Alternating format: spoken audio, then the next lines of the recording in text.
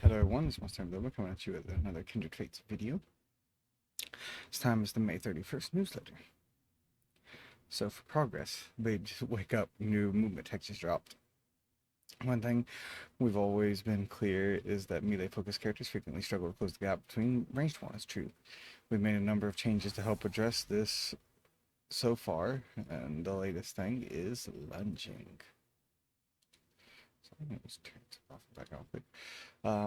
Now activating any melee attack within a short window after jumping will cause your character to jump forward while using the attack. This addition helps to extend the effective range of melee characters, greatly improve the feel of combat overall. Few important things to note is this isn't something perfect input that only the best players will be able to execute. The move can be easily executed by anyone, and more importantly, it's consistent.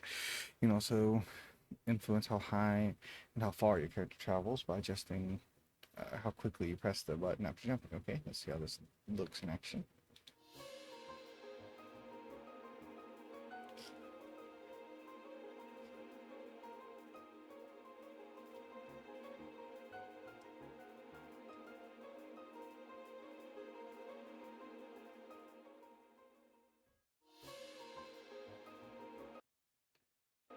Now, I do think this is going to help, but at the same time, I don't know if it's going to be enough. Like, you saw the Slifer just kept running anyways, for example.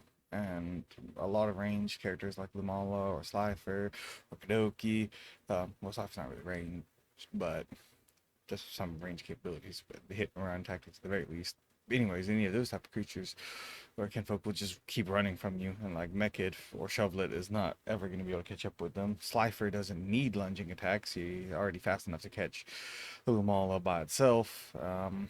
So I mean, while the addition I don't think hurts the game, I don't think it really does anything. But over time, the game's time to kill, or TTK, is gradually getting shorter and shorter. Each changes like new active and passive abilities, varying kinfolk levels, EVs and IVs, or regular balance adjustments. We all contributed towards kinfolk generally hitting harder, taking fewer hits on average before they go down. This is especially noticeable at lower levels, where difference of 2 or 3 damage points has a far greater impact. In the Combat Arena Alpha, we restricted all kinfolk to level 50, and that used a benchmark for finding the right pace for combat. We settled on a pace where a given an even matchup, players will trade bow and healthy back and forth, anticipating their opponent's next attack, dodging, shielding, and swapping between party members to continue the fight. It's very important to us that we keep the same feeling going to Combat Arena Beta. So with all this in mind, we took some time to carefully readjust the game's damage calculation, bringing TTK back in line where it was previously at level 50. The pace feels right back where it should be. At level 6, it's slightly slower, but in a way, we've seen help for brand new players trying to get fun of combat. It's a stark distance from before the change, where 1v1s at that level would regularly end in 2 or 3 seconds after only a few basic attacks or one fire smitten against air type. I do like the TTK of the alpha, so I'm glad they maybe adjust that back. The accuracy of projectile paths have greatly improved. Projectile aim was something being skewed a bit off course if the path was intersected by a character in certain cases. This was less noticeable in open areas, but became more apparent in confined spaces. We also recently uncovered an issue that had been lying dormant since the early days of the Combat Arena Alpha. Instead of firing a projectile where players are currently aiming, it was causing them to be fired in the direction they were aiming at a whole 8 frames in the past. These attacks felt much more responsive after the fix. In addition, we raised the default camera position for several kinfolk, particularly the shorter ones with lots of range attack like Kadoki and Auburn. This made aiming these characters more comfortable, and generally it helps keep the grass out of their view.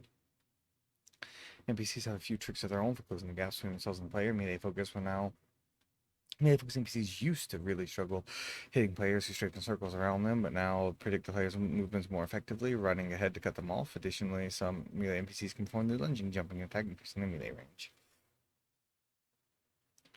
As the new process has been implemented, that makes it significantly easier for the design team to designate various locations of the world's playable areas.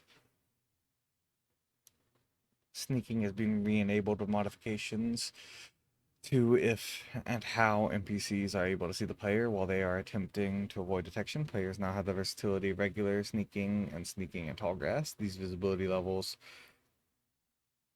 each affect the distance at which NPCs can see or hear you.